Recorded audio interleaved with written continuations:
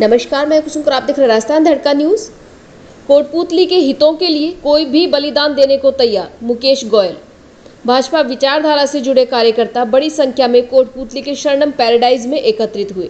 कार्यकर्ताओं ने कहा कि यदि पार्टी ने निर्णय नहीं बदला तो सामूहिक इस्तीफा देंगे। बुधवार को स्थानीय शरणम पैराडाइज में भाजपा व विचारधारा से जुड़े हुए कार्यकर्ताओं की एक बैठक आयोजित हुई। बैठक में वक्ताओं ने कहा कि जिस व्यक्ति ने भाजपा के झंडे जलाए व शीर्ष नेतृत्व को गाली दी, उसे किसी भी हालात में बर्दाश्त नहीं करेंगे। वक्ताओं ने कहा कि भाजपा का प्रत्येक कार्यकर्ता व कोटपूतली जनता बदलाव चाहती है। भाजपा नेता मुकेश गोयल ने कहा कि कोटपूतली की जनता मेरा परिवार है और मैं अपने परिवार के लिए मर मिटने को तैयार हूँ। मुझे जो कोटपूतली की जनता कहेगी वह मैं करने को तैयार हूँ और मैं करता रहूँगा। Bureau report, Ishaq Khan.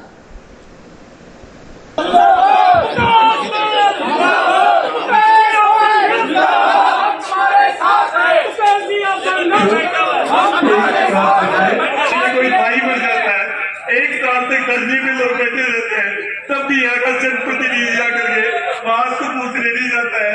यहाँ कोई चाहे 250 दिन बैठ जाओ, 300 दिन बैठ जाओ, किसी की मौत हो जाए तो भी कोई पूछने नहीं जाता है। बस एक ही काम करना है, कैसे भी कोटपूतली को बचा लीजिए। आप मैं चुनाव ही लड़ूंगा, मैं चुनाव ही लड़ूंगा।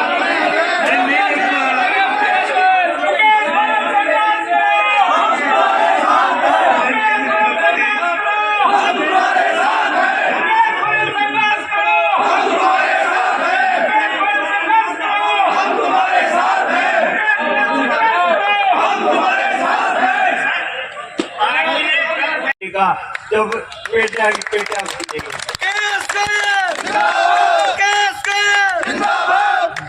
समय की मर्यादा है और यहाँ आप सब भी अच्छा बोल सकते हैं, कर सकते हैं, लेकिन जो काम हम करेंगे धरातल पे दिन रात, जिस दिन मुकेश जी आप पर्चा भर देंगे और थोड़े समय के लिए हुआ तो मैं घर जाऊंगा, नहीं तो चुनाव तक घर न जाके गाँव आपके देखूंगा।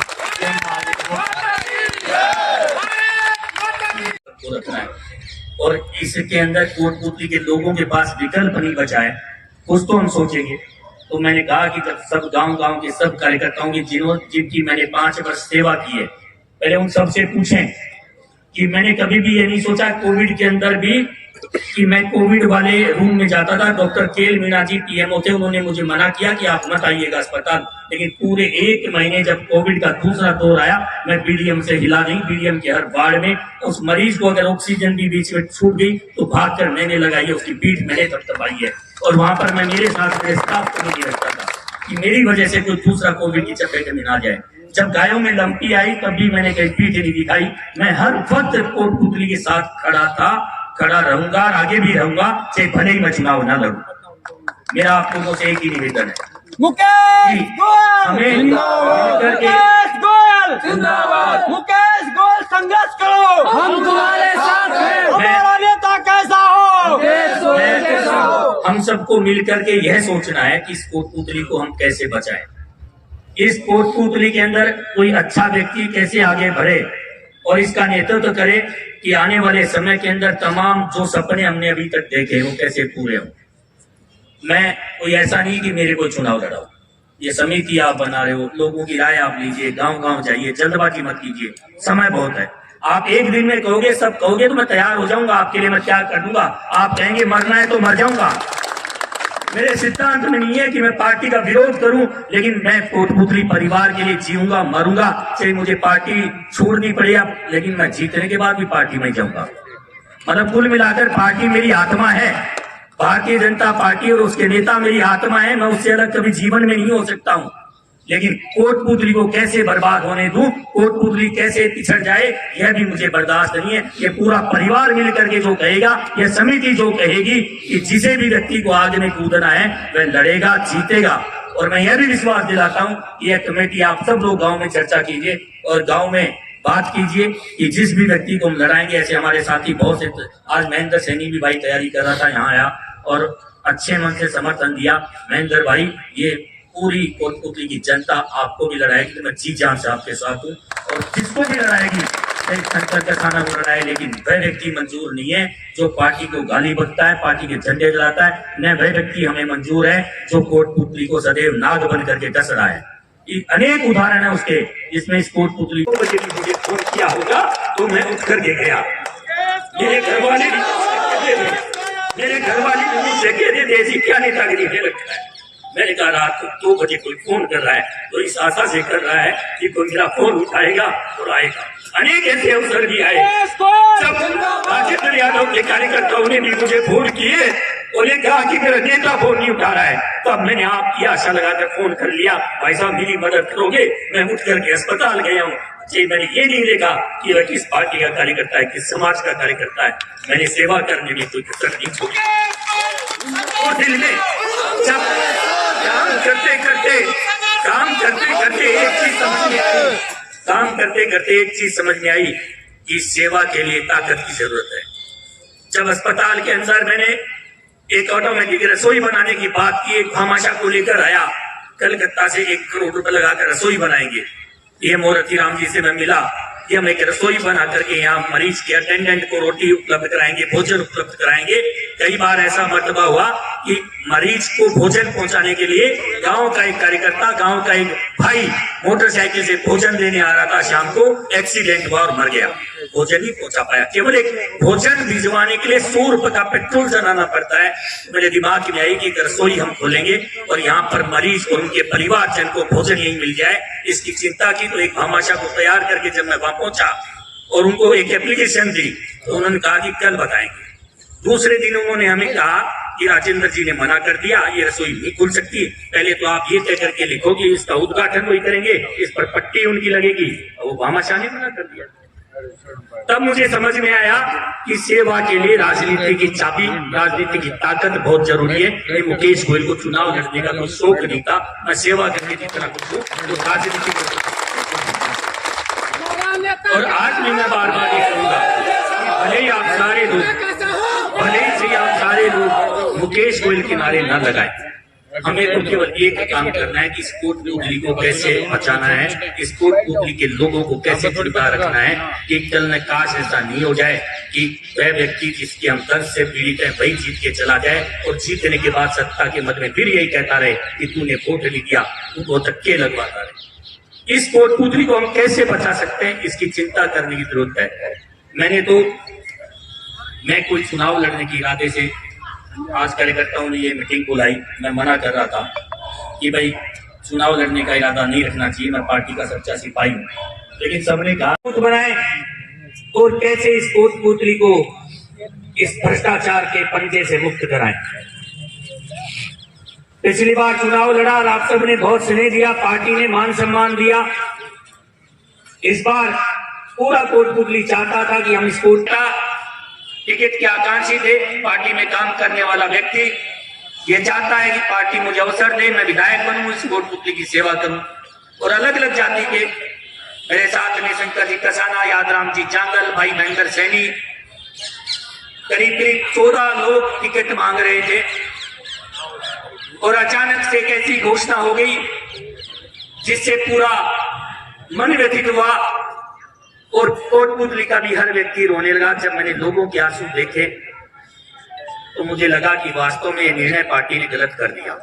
एक ऐसे व्यक्ति को टिकट दिया जिसने भारतीय जनता पार्टी के झंडे को आग लगाई, कमल के फूल को जलाया और हमारे इस देश के सर्वमान्य नेता माननीय नरेंद्र मोदी जी के गालियां बकी, अनेक नेताओं को गाली बकी और उनके पुतले जलाए।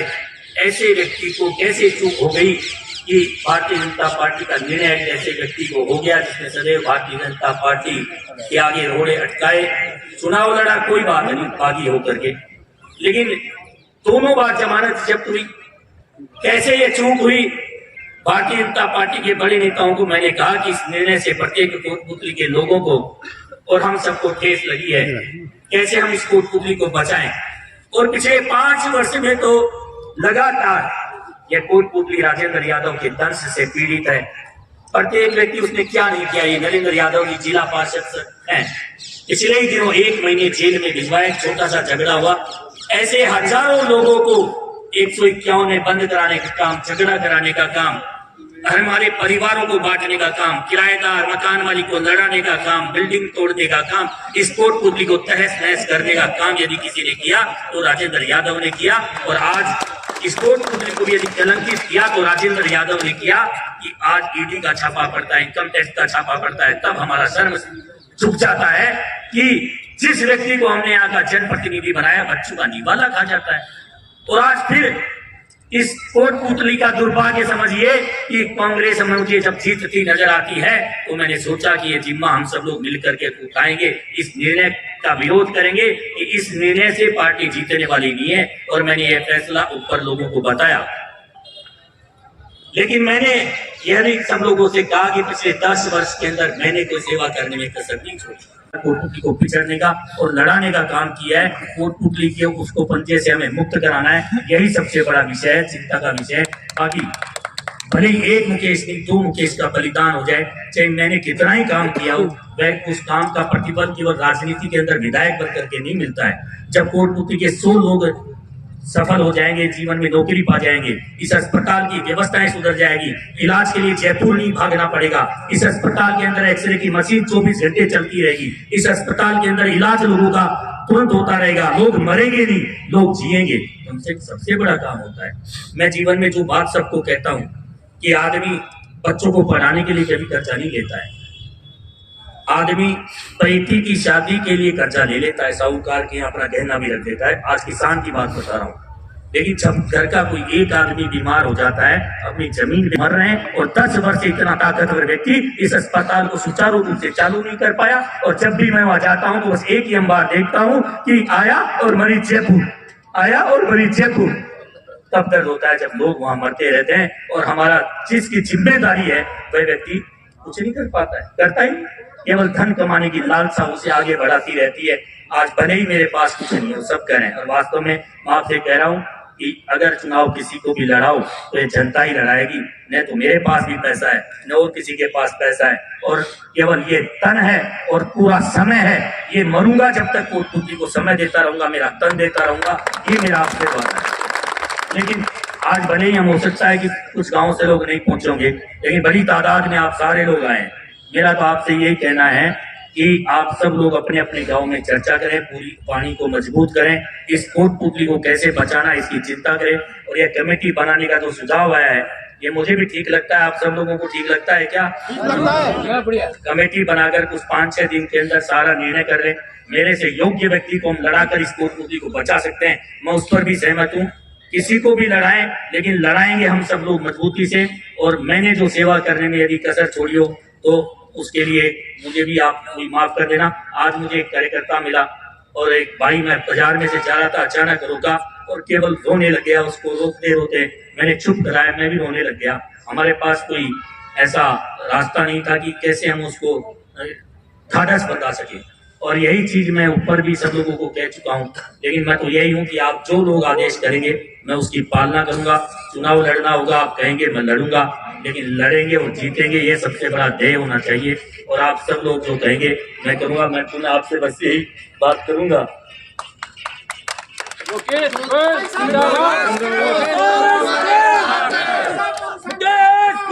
जिंदाबाद। यह जनता सब हम तुम्हारे साथ हैं। हम तुम्हारे साथ हैं।